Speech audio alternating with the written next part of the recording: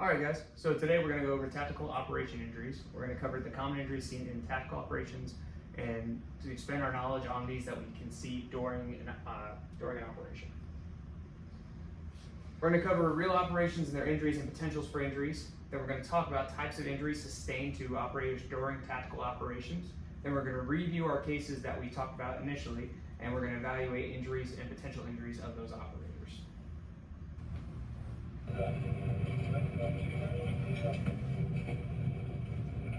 You guys don't have to worry about the screen door, I'll get it. Go ahead. Lay down.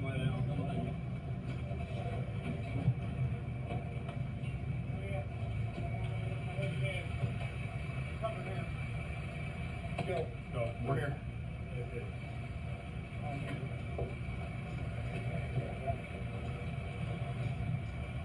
I got high. Front door's open, I'll get it. I got it, Jeff. I'm gonna go to the left side. Police department, third floor! Police department, third floor! Ah, finish it! Finish what?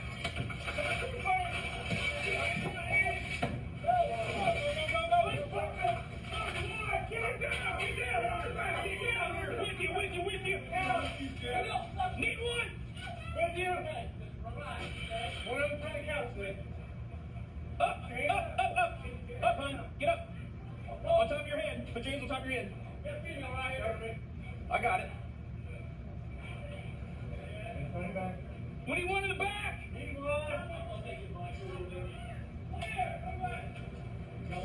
Need one in here. Need one back here, guys. One coming out with one. Hold the door, I get it. Clear. You want to check these? Or you think it's worth it? There's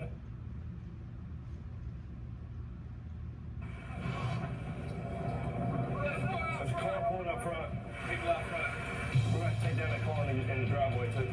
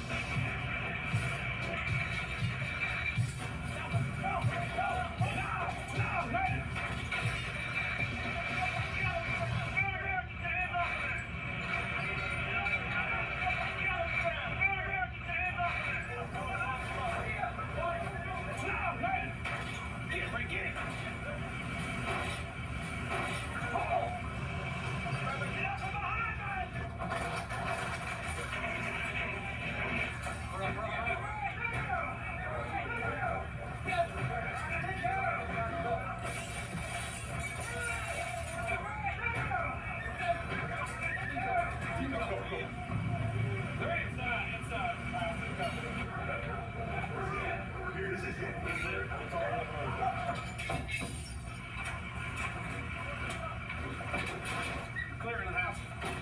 As we approach the door.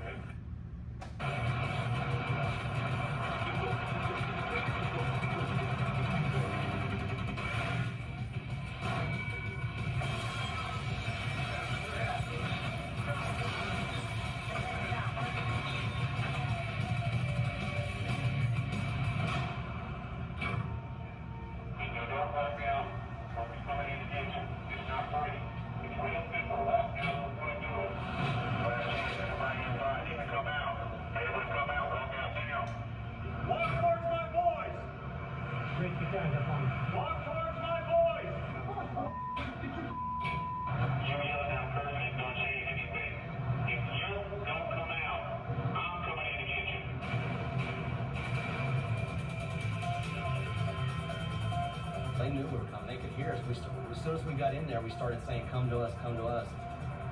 And they kept saying, no, we're not. You come to us. Hey, how many of y'all is it? There's 11. Looks like you didn't come out when you were asked to.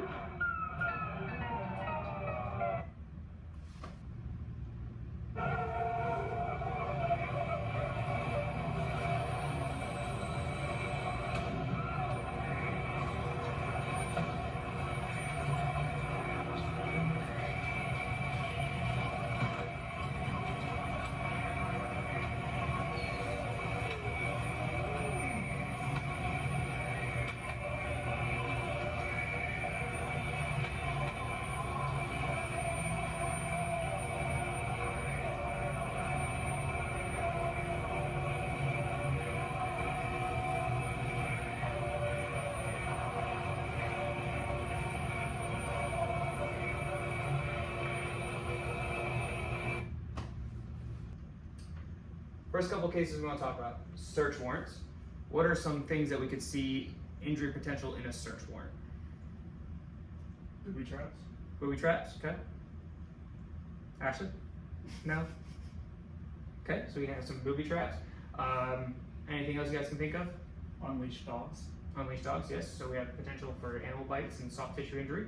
Active shooters would be a common injury we could see with an active shooter. Gunshots. Gunshot wounds, yes. What about drug busts? Booby traps. Booby traps again, that's true. Bomb threats. Secondary bombs. Secondary bombs, okay. And more injury-wise, what could we see? Shrapnel. Shrapnel, okay. And then last situation could be an arrest warrant that we go out for. What is something we could see in an arrest warrant? Depends on the subject's history. Okay. Are they violent or not? Excellent.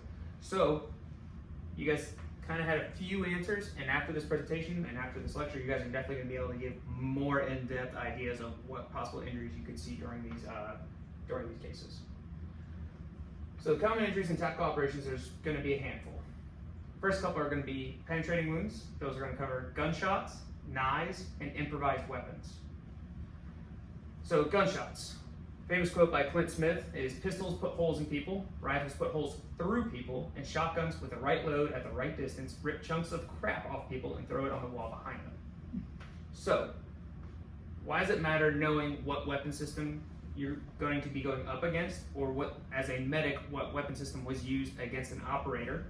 And those reasons are the caliber, the velocity, and the cavitation. Up top we have shotgun, we have a long rifle, and then we have a handgun. So the first thing is caliber. Calibers are always different for different ammunition. So these are your most common handgun and rifle calibers, all the way from a 22 LR, which is a very small, tiny projectile, to your very most common 9mm and 40 cal, which is used for most duty weapons, most common handguns.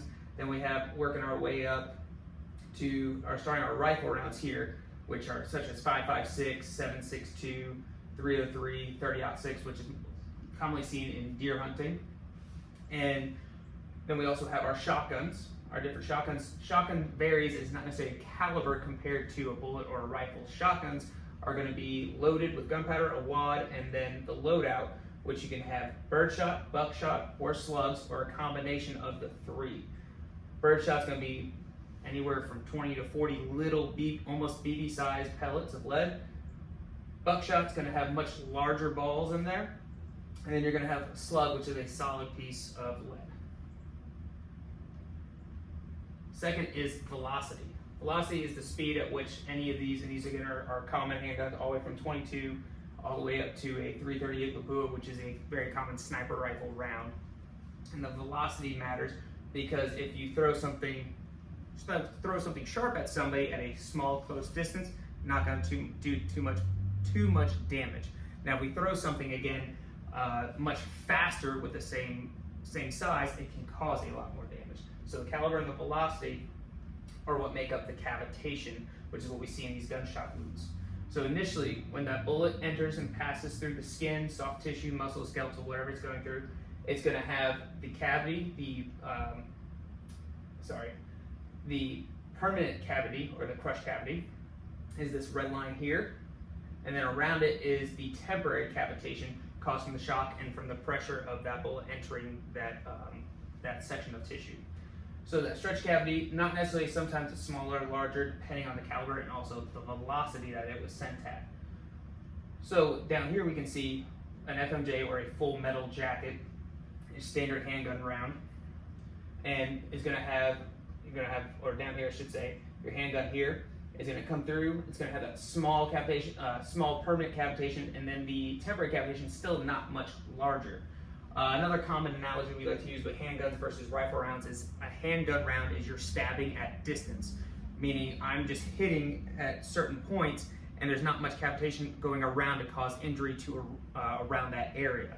So law enforcement, when they shoot, they do use a handgun, and they always aim for center mass because they're trying to hit a vital organ. If you don't hit the vital organ, there's many people who walk around with gunshots anywhere from 5, 7, 10 rounds and have survived.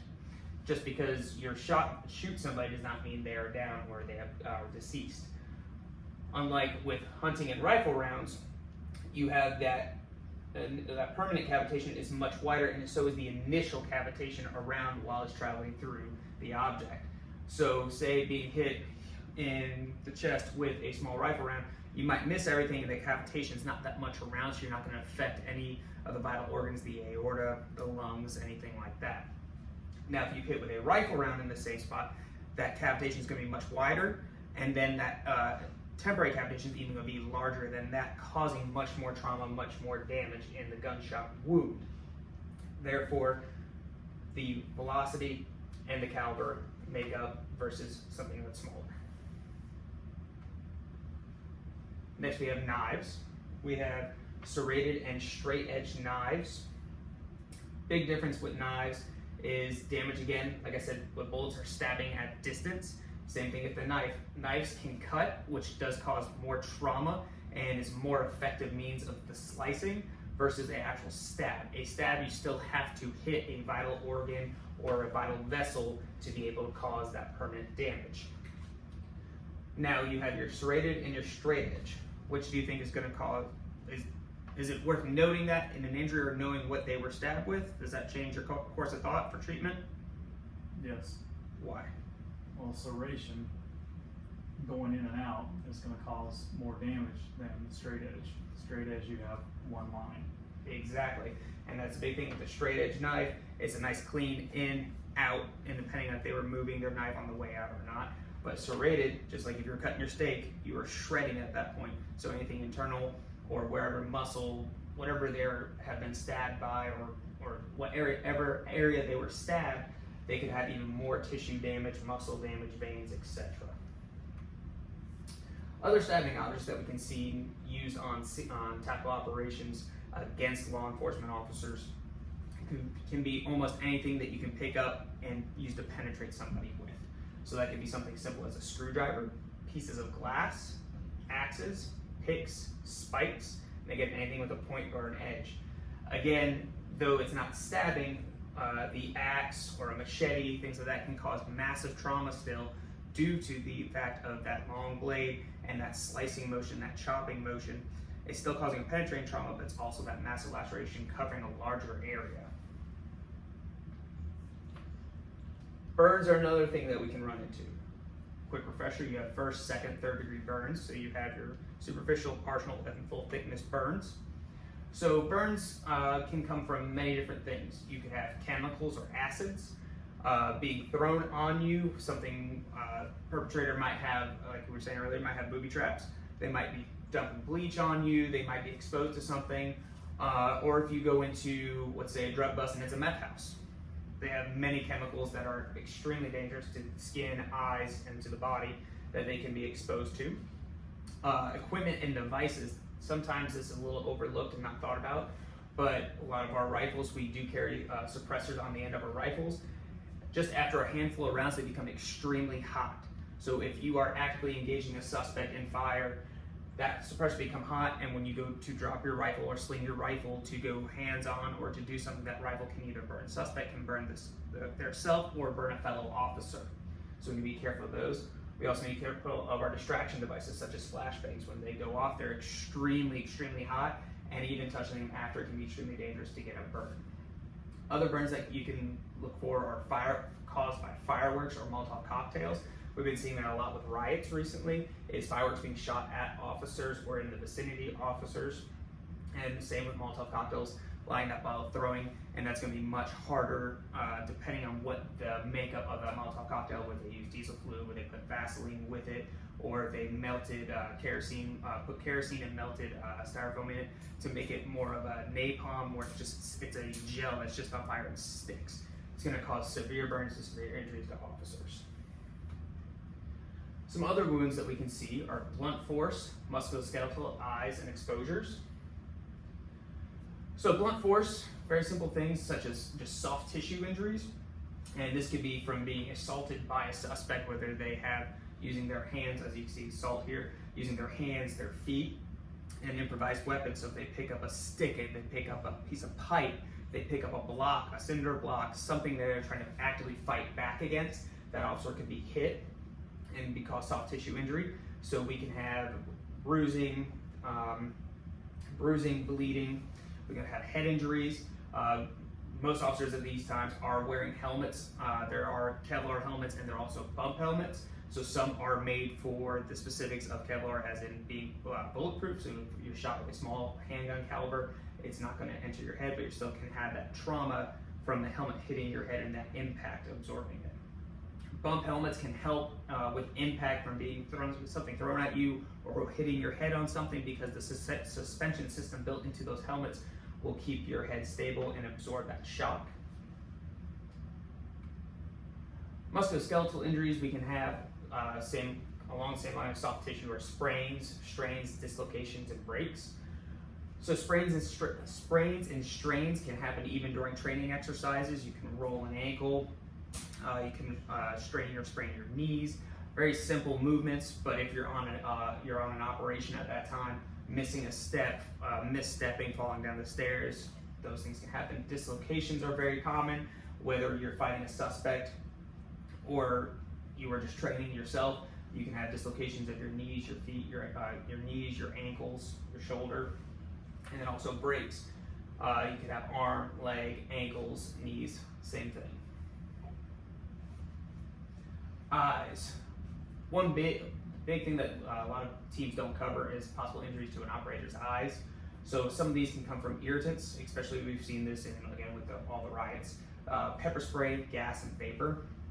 Pepper spray here you can see up here on the right. Pepper spray is going to be spraying your eyes. It will not cause injury, but it does cause a temporary involuntary constriction of the eyes to close, and you're unable to open your eyes at that time, and causing a severe burning sensation. This can last from anywhere from 24 to 48 hours. So if your operator is in a riot and they've deployed pepper spray, they could possibly get on them and they're not able to open their eyes immediately, but they're trained to get through for you to be able to get them out of that situation. Gas, so CS gas can be deployed so down here we see some fireworks that are being thrown at these officers, and this officer is actually using a pepper ball gun, shooting, like we said, the pepper spray, but in a ball form at rioters. So this gas most likely is CS gas, so once you're in that gas it can cause some respiratory issues, but it's not going to kill you. It's just meant to slow you down, incapacitate you, and to be able to take into custody. But if your officer gets involved, their gas mask leaks, the gas mask comes off, or a suspect actually uses gas against you, you need to be aware. Vapor is the same thing. It's much more potent than gas, but can disperse very quickly in open air situations. Broken glass, bottles and things being thrown at officers in riot lines or coming over the lines, breaking on shields, breaking on helmets. Those small pieces of glass can get in those eyes and cause major injuries. This is actually a rider in France who was hit in the eye with some broken glass. Also projectiles that we see again down here, fireworks being thrown, bottles of unknown substances, so like we talked about earlier with the chemicals, unknown what they're being thrown at them. Exposures. So a lot of the exposures we can have in an type of setting could be one of the big ones is bodily fluids. So whether it's feces, urine, blood from a suspect, these people can be extremely nasty and very rude and crude, and will take bottles of their urine, bottles of their feces, and they will throw them at officers. So you have to worry about possible contamination, hepatitis C, HIV, things along those lines. Drugs are a big one. Yes, this is from a recent, I think it was early last year, an officer who had a fentanyl overdose from, I say quote unquote, exposure from narcotics. He had touched it with his hands, but we do know that's not how that happens. But that's to see you can't have an exposure in a drug bust or a setting. You go bust a house that's packaging cocaine or heroin and fentanyl, and they have that in powder form on a table, and somebody knocks it over and it goes in the air, it becomes airborne, and you inhale that. You could overdose from that or be exposed to those drugs. You can also have needles laying around these houses. A lot of the drug houses are being used, or they can have those needles around, whether it's in their pockets, whether they're using it as a stabbing instrument, or an officer goes hands-on with a suspect, falls, rolls, and could be rolling onto a needle or be stabbed with a needle, again causing possible Hep C and HIV contraction. Blast injuries. So we can have all of the above that we just talked about: penetrating, blunt force, burns, musculoskeletal, and eyes. As medics, we know you have primary, secondary, tertiary, quaternary, quinary, and psychological trauma from a blast. Each is from the very beginning. Then they're based off the distance from that blast. Primary to the blast, you're going to have blast lung, eardrum rupture, middle ear, and the middle ear, abdominal hemorrhage and perforation, eye rupture, non-impact blast induced TBI possibly. And these are because of that pressure wave, that initial pressure wave from the explosion and being so close to it. So you can develop a tension pneumothorax, you can lose their hearing, you can have abdominal hemorrhage and perforation, your bowels rupturing, things like that, causing severe injury and possible death. Secondary blast, penetrating ballistic fragmentation or blenders, as you said, shrapnel earlier, coming off of that, hitting you, and again, eye injuries from that. Tertiary, third, fracture and traumatic amputations, closed and open brain injuries, so this is being hit in the head with an object or being thrown into something and hitting your head. Blunt injuries and crush injuries, this is all from stuff being thrown from that explosion and from the shrapnel. Quaternary, burns, injuries, or incubation from inhaled toxic fire and gases. So beginning with the burns, again, we need to be careful of the first, the second, and the third degree burns. The injury of the incubation from inhaled toxic gases. So whatever was burning around you or is now on fire, it could be something we don't need to be breathing in. Quaternary is illness, injuries, or disease caused by the chemical, biological, or radiological substances, i.e. dirty bombs. Again, this could be something such as simple as a booby trap set up that we can see, and all the operators have been infected or contaminated by these dirty bombs on top of already these injuries. We can't necessarily say, hey, they're only going to have a primary injury or a secondary injury. When we are treating these patients as the medics on the team, we are just going to be treating from life threat out using the March algorithm. And then the last one is psychological trauma, based coming from after the event and experiencing that explosion.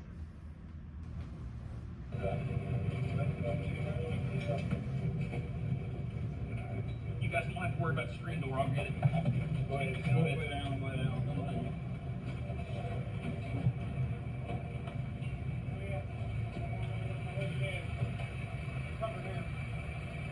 Go. Go. We're here.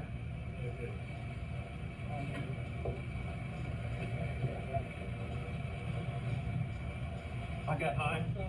I got high. Front door's open. I'll get it. I got it, Jeff. I'm gonna go to the left side. Please, the bottom is third floor! Please, the bottom is third floor!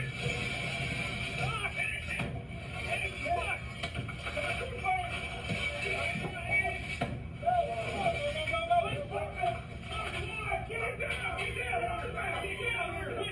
With you! Need one! With you! One of them trying to couch with. Up, hon. Get up. On top of your head. Put your hands on top of your head. I got it. What do you want in the back?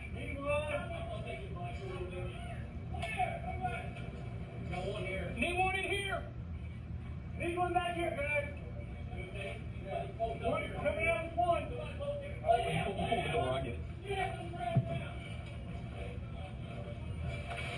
Clear. You want to check these? Or you think it's worth it? There's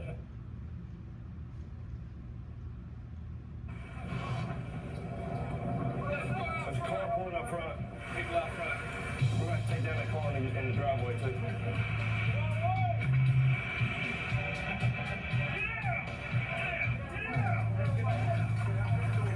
Check the door.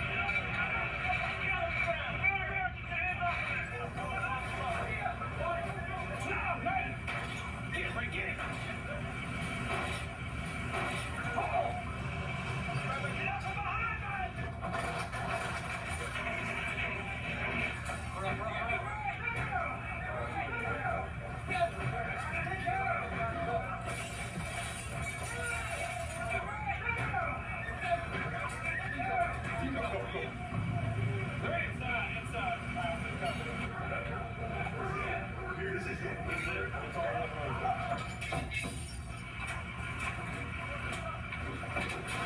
Clearing the house. As we approach the door,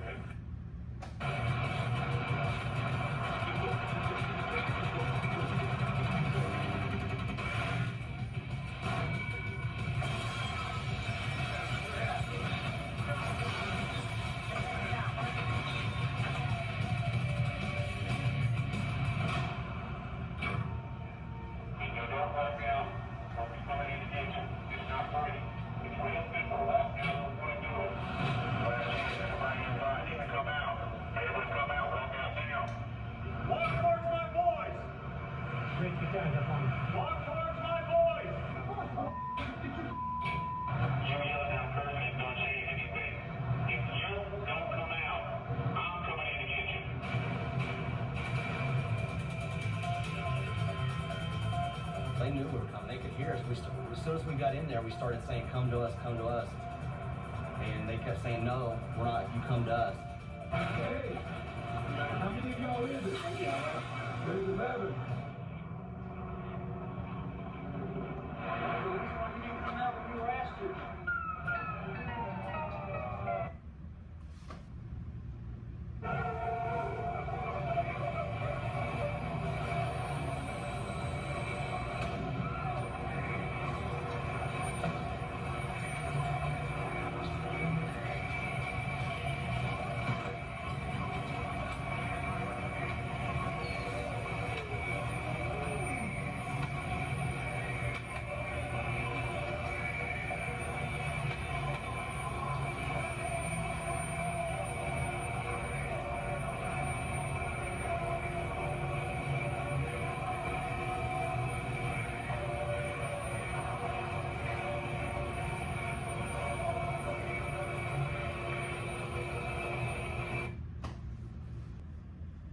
So we'll go back over the cases. So what is something we could possibly see in a search warrant?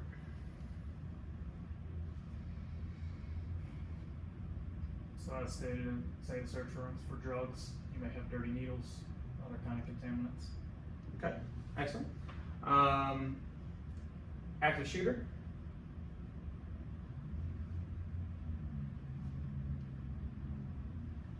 Multiple shooters. We have multiple shooters. We could have secondary bombs, but more so, what are these injuries that we could see from Projectiles. projectiles? Okay. Drug busts. What are some of the injuries we could see from the drug busts? Blunt, because you're probably going to have an agitated suspect and probably going to be fighting on a drug rage. Okay, good. Possible, again, exposures. So we have the exposures, the bombs, and then also the exposure due to drugs and to the chemicals around. Bomb threat. We see everything. From musculoskeletal to penetration to burns, eye injuries, inhalations, exposures, all of that. And arrest warrants. What are some of the injuries we might see in arrest warrants? Shootings, stabbing. Okay. And also, most likely in an arrest warrant, we're going hands-on with that suspect. Going to be a lot more risk for musculoskeletal injuries, so whether it's bruises, sprains, strains, breaks, or dislocations, whether to that operator or to that suspect. And that's what we need to be cautious of. Does anybody have any questions? Excellent. Thank you guys for your time.